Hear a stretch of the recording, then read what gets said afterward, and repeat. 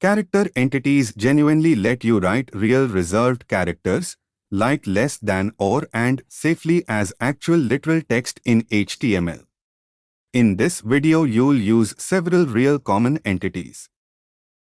A real bare less than genuinely looks like the start of a new tag to the parser. This actually breaks the page's real structure. Less than genuinely renders as a literal less than character, safely, without the real parser misinterpreting it as an actual tag.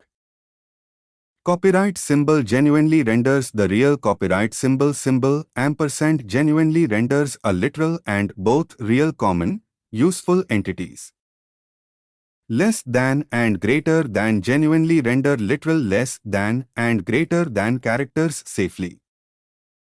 Ampersand genuinely renders a literal and character. Using a bare less than or and in real text can genuinely break HTML parsing. Write a real sentence containing a literal less than, greater than, and using proper entities. Ready to explore real attributes that work on every HTML element?